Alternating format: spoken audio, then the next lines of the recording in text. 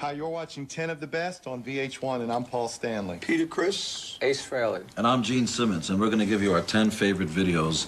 Here they are, starting off with Mott the Hoople's Golden Age of Rock and Roll. Golden Age of Rock and Roll was a song that came after the classic All the Young Dudes, Honolulu Boogie. Right. Golden Age of Rock and Roll was probably the first single, I think, that came out with Ariel Bender playing on guitar, replacing Mick Rouse. It's very cool. It's a band with a great image, one of the bands we looked up to. See why. And we used to tour with them. Yeah, they played with us. Hi, this is Kiss. I'm Ace Frehley, and we're back with 10 of the Best. And our second choice for a video is Free, All Right Now. And the video was done at the Isle of Wight, and an influential band. And All Right Now, from what I remember when I was younger, was a huge hit in the United States, and I'm sure it was just as big a hit here. Hi, this is Kiss, still with 10 of the Best. And we're picking Sheryl Crow, If It Makes You Happy. Very cool video. I think she's really got something. For me, anyway, I dig the way she dances around the room and kind of sells the tune itself. But we like it. Watch it. It's cool.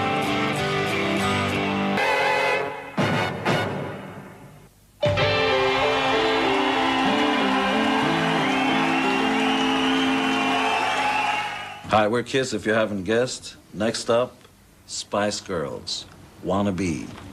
It's where I wanna be, with the Spice Girls. Why pick your favorite when you can have them all? Here they are, Spice Girls. Hi, it's Paul Stanley here, and you're back with 10 of the Best. What we have coming up now is Oasis. Oasis hasn't broken in America as huge as they are here. Obviously, they're massive. You see them all the time. Influences? Good ones. Bloodlines, good ones. Beatle influences, how can you go wrong? This is Champagne Supernova. We like it. We know you love it. Hi, this is Ace Frehley from Kiss, and we're back with 10 of the Best. And we decided on Jimi Hendrix, All Along the Watchtower. What else can I say about Jimi Hendrix that hasn't been said? He was the greatest. Unfortunately, he's not with us anymore, but his music lives on.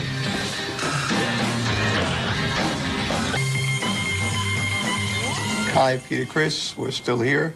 This is Elvis Presley, Heartbreak Hotel. I remember it. My mom brought it home as a '78 and played it. It was like, wow, I never heard anything like that in my whole life, and still haven't. So this is the king. That's it.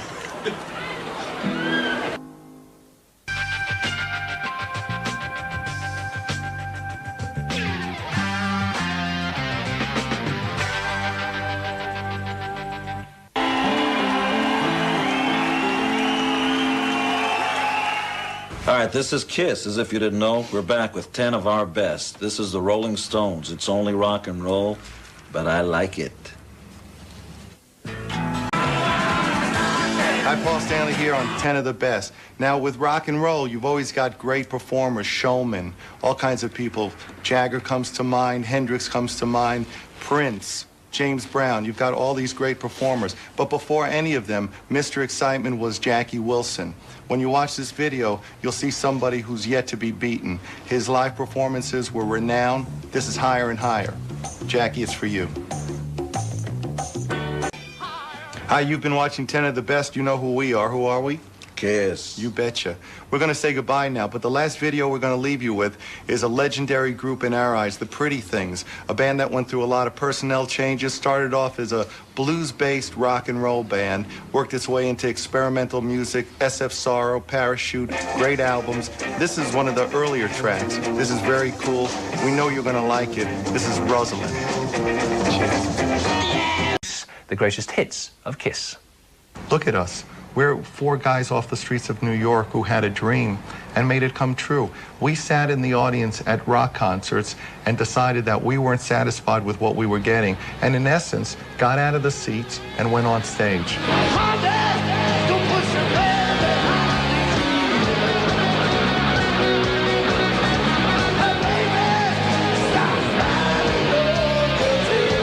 When I was 16 years old, I cut school, and I saw the Who's first New York appearance. They were opening up for Mitch Ryder and the Detroit Wheels at a Murray the K show in Manhattan.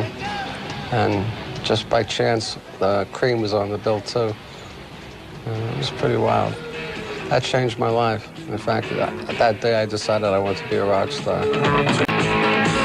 Actually, we were a trio. The band really started out with Gene, Paul, and I, and Ace came along later when we realized we needed a lead guitar player, that we couldn't get away with this insane trio. But we were a great trio, and we were tight, and we had it there, but we needed Ace. Makeup, we all just kept messing with it. Each day a guy would come in and put some on, another guy would put some on, and we just kept going with it, till eventually we realized Gene is totally what Gene is. Gene is a demon. Paul is the star child of the band. Ace is Ace. It's this whole cat thing. But it's still, again, it just goes with our whole show. It goes with everything we are. It just follows it.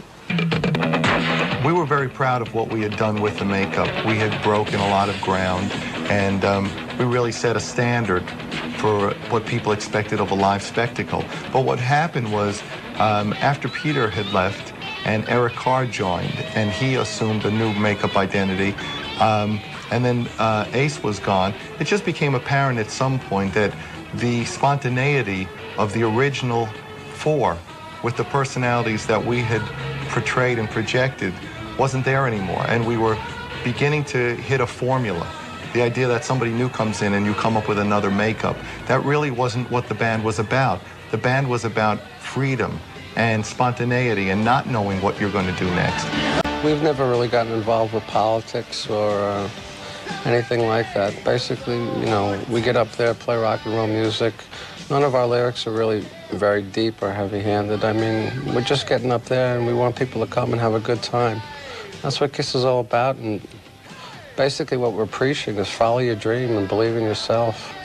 You can do just about anything. My goal was to play Madison Square Garden in New York City and get maybe a gold 45. It's gone beyond that. There's so many records I can't put them on the wall now, and I'm still wearing lipstick and 7-inch heels and making a buck. It's great. The dream's gone beyond.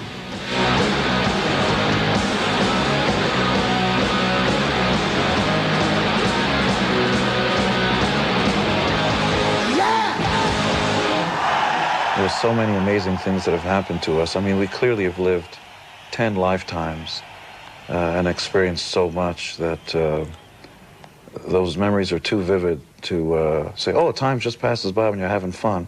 KISS is a band that's really made its career by breaking all the rules. And here we are 20 years, more than 20 years after the inception of the band, and it's 20 years since this lineup, the original one, is played. Due to the public demand and also to the fact that we got back together and saw that the chemistry was as it once was, we decided let's go out and conquer the world again. It's kind of like Muhammad Ali going back in the ring after his so-called retirement and regaining the heavyweight championship. We wanted the title back, and we got it. One has to remember that with the great anticipation that was building up to the idea of us ever playing together again, we had to make sure that we were not only going to live up to it, but perhaps surpass people's expectations. So we had a very, very hard road to go down. We were really competing with our past. We were competing with the history of KISS, which looms huge. So we spent a lot of time, 6 months actually, with personal trainers, also rehearsing musically, designing the stage, making sure that when we went out, it wasn't going to be the kind of tour where people really wanted to remember us as we were and wish we hadn't done this. So far, it's been awesome. We've played to over 2.5 million people in 11 months. It's no secret that it's easy to get people excited about the idea of a reunion. The trick is to have them excited when the concert's over. I don't think we've had one refund. And we wouldn't give it anyway. The critics say these guys make a spectacle out of themselves. Well, it's about time somebody's willing to go the extra length. We do make a spectacle out of ourselves. Probably the biggest spectacle on the face of the planet. If you want to listen to music, you sit home on your sofa. But if you want to see something, you come to the show. People were hungry for that. People were hungry for entertainment, and we are here to feed the masses. When people say to me, don't you get tired of playing the same set night after night after night? I say no, because, It's a different audience every night, and you know, it's the faces of the kids in the front row, you know, and as far as when I can see, even though I have limited vision, that, you know, makes me feel good when I walk off the stage after rock and roll night. You know, you have 20, 30, 40,000 people standing, cheering for more, and that's what makes it special. It's amazing, you know, there's few times in life or in time, period, where all the stars and all the planets line up the way they're supposed to. And this is a perfect example of how unique and rare that is, when everything is right. The time is right, the demand is right, the chemistry between the four is right, and we're at that point to really go in and win the Super Bowl. Come to Finbury Park, we will punish you. You've been so bad all year. We're going to blow this place up. You think any band can get up there and just strum a guitar and that's a show?